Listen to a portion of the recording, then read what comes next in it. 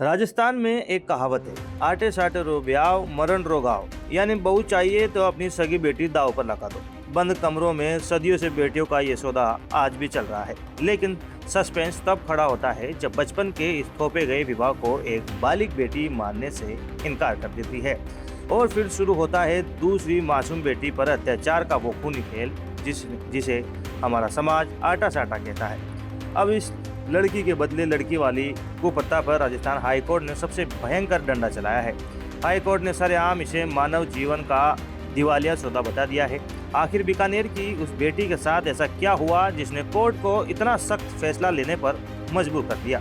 चलिए देखते हैं। सबसे पहले इस सामाजिक कोर्ट को समझिए। मारवाड़ में आटा साटा का सीधा मतलब होता है बेटी दो और बहू लो।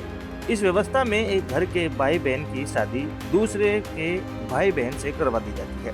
जब किसी लड़की की उम्र निकल जाती है या उसे कोई लड़की नहीं देता तो परिवार अपनी मासूम बेटी का सौदा कर देता है ताकि लड़के का घर बच सके।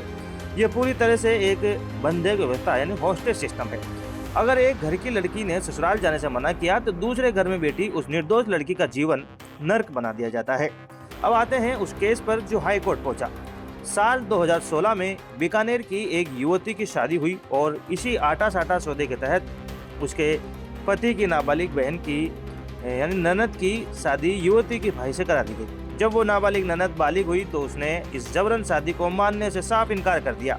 इसके बाद दोनों परिवारों में ठन गई।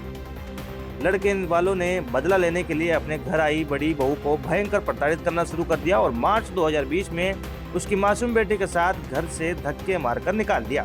जब बीकानेर फैमिली कोर्ट ने महिला की तलाक की अर्जी खारिज कर दी तो वो हाई कोर्ट पहुंची। राजस्थान हाई कोर्ट की जोधपुर पीठ ने इस मामले में ऐतिहासिक फैसला सुनाते हुए तुरंत उस शादी को भंग कर दिया। कोर्ट ने इस कुप्रथा की तीखी निंदा करते हुए कहा कि ये वैवाहिक वस्तु विनिमय यानी लड़की का सौदा है। कोर्ट ने साफ कर दिया कि बचपन में दिमाग में डाली गई बातें बालिग होने पर स्वतंत्र सहमति नहीं होती। बाल विवाह कानून के सामने कोई भी सामाजिक प्रथा या रीति रिवाज नहीं टिक सकता।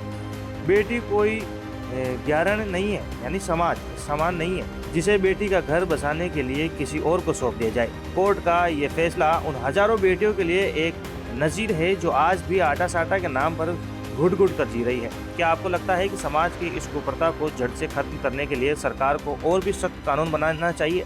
आटा साटा को लेकर आपके गांव या समाज का क्या नज़रिया है? कमेंट बॉक्स में ज़रूर बताइएगा। इसी तरह के विश्लेषण के लिए सब्सक्राइब करें हमारा चैनल रॉयल पत्रिका। धन्यवाद।